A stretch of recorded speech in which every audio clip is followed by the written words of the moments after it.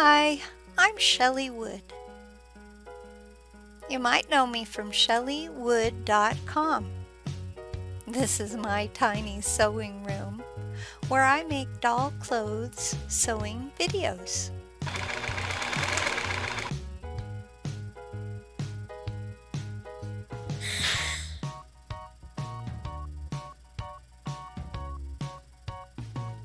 Today I'm going to show you how to make an ironing board cover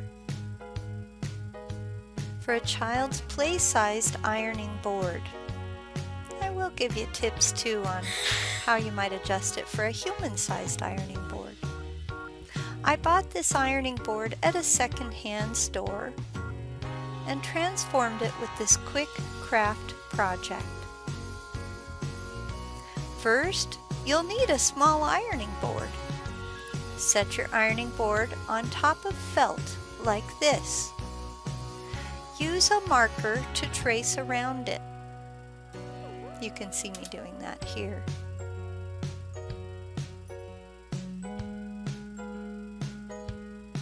Cut out the felt to fit the top very closely. Lay the ironing board on a swatch of fabric. Use a ruler and a fabric pencil or chalk to mark 3 inches distance away from the ironing board's edge. That's about 8 centimeters away if you're using metric measurements. Go all the way around the edges of the ironing board with this measurement. You could also measure around the felt instead of the ironing board itself. For a human-sized ironing board, I'd measure 6 inches or 16 centimeters from the edge. Cut along the chalk or fabric pencil line. Your cover should now overhang the edges of your ironing board.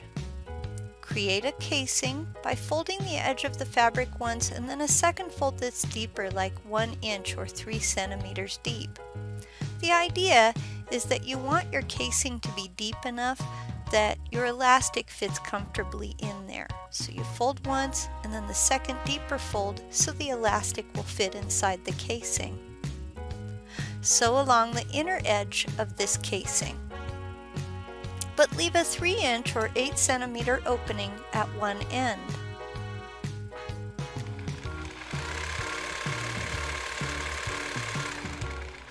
It may help to gather the fabric a bit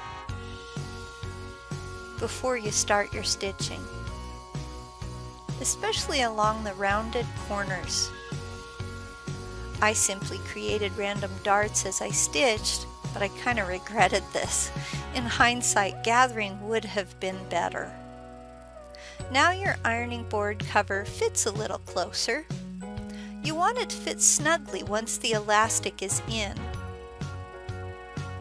I had trouble getting a tape measure around the edges of my ironing board, so I used Scotch tape to hold it in place. My ironing board top is 44 inches or 111 centimeters around, but as I said, you want this cover to fit snugly. You don't want any bits hanging over. So cut your elastic about half the circumference.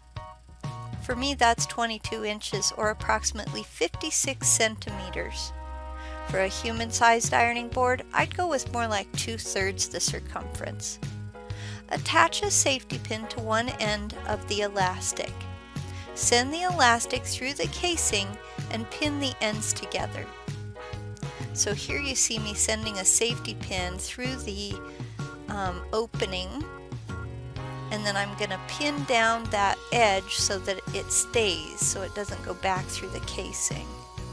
Take off the safety pin and pin it together. And where you've pinned your elastic together, you're then going to stitch them together to secure them. Now remember how we left an opening in one end of your cover? Now you need to fold it over and whip stitch to close it up. If you need help with the whip stitch, there is a whip stitch tutorial at the bottom of this YouTube video in the description. Stretch your elastic to even it out like you see me doing here, so it's not real lumpy at one end. Use the Scotch tape to attach the felt pad to the top of your ironing board. That felt will kind of get wiggly while you're putting on your ironing board cover if you don't tape the felt down. Fit your ironing board cover over the felt pad.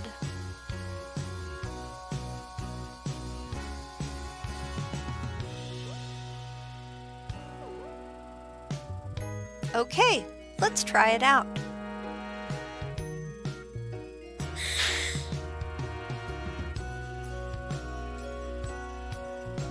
In addition to this crafty project, Shellywood.com offers free printable sewing patterns for making clothes for dolls of many shapes and all different sizes. Well, that's all I have for you today. Thanks for watching. If you like my videos and my free sewing patterns, please share them on your favorite social media platforms. It actually helps my website grow if you help spread the word.